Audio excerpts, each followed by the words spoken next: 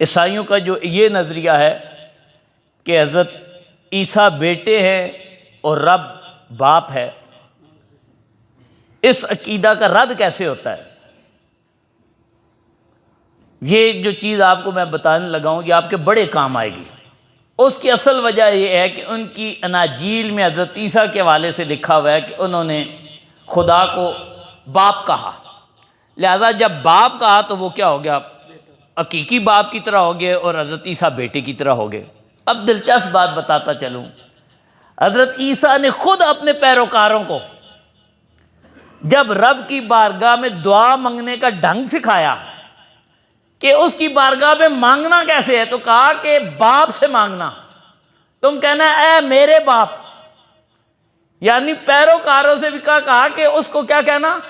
باپ کہہ کر بلانا۔ تو باپ کہنا پھر اس معنی میں نہیں ہے جو ہم سمجھ رہے ہیں، باپ کا معنی وہ ہوگا بزرگوار، شانوں والا، مقامات والا، یہ معنی نہیں، ورنہ پھر تو سارے عیسائی رب کے بیٹے ہو گئے، پھر ایک ابن نہ ہوا، ساری عیسائیت کیا ہوگی؟ ابن اللہ ہو گئی۔ تو پھر یا وہ بھی مانو اگر یہ دلیل دیتے ہو، کیونکہ انجیل میں کیا آیا ہے؟ حضرت عیسیٰ نے رب کو باپ کہا ہے، تو باپ کہا تو حضرت عیسیٰ بیٹے بن گئے۔ تو حضرت عیسیٰ نے سارے پیروکاروں کو طریقہ یہی سکھایا ہے کہ کیا کہنا؟ تم رب کو باپ کہہ کر کہنا۔ تو اب کیا ہے کہ اس زمانے میں باپ جو ہوگا بزرگوار کے لیے آتا ہوگا، محترم کے لیے آتا ہوگا، معتبر کے لیے آتا ہوگا، محتشم کے لیے آتا، مولا کے لیے آتا ہوگا، جس ہمارے عربی میں مولا ہم رب کو بھی کہتے ہیں، اور مولا جو ہے غلام کا مولا ہوتا ہے۔ مثلا کئی ایسے الفاظ ہیں جو حقیقی معنی میں اور ہیں، مجازی معنی میں۔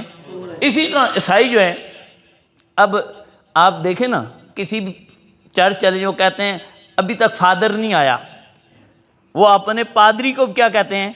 مقدس باپ۔ تو کیا وہ ان کا باپ ہوتا ہے؟ ان کے شناخت کارڈ میں اس کا نام لکھا ہوتا ہے؟ نہیں ہوتا نا۔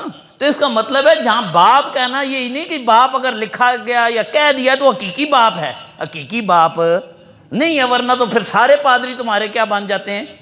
باپ بن جائے۔ خود کہتے ہیں مقدس باپ، دوسرا عام باپ، یہ باپ بھی اور مقدس بھی، ہولی فادر، انگلش میں ہولی فادر کہتے ہیں، اردو والے مقدس باپ کہتے ہیں۔ تو باپ وہ معنی نہیں ہے جو تم بنا کر حضرت عیسیٰ کو کہہ رہے ہو۔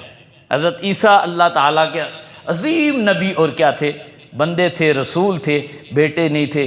تو یہ اگر آپ چیزیں سیکھ لیں گے، سمجھ لیں گے تو آپ کے کام آئیں گی۔ اور اس حوالے سے اگر آپ نے پڑھنا ہوا تو اس کتاب میں بھی یہ ساری تفصیل میں نے تقریباً جو ہے صفحہ نمبر 600 کے قریب آگے پیچھے آپ کو یہ چیزیں مل جائیں گی کہ حضرت عیسیٰ کے حوالے سے شان و مقام کیا ہے اور عیسائیوں کا جواب کیا ہے۔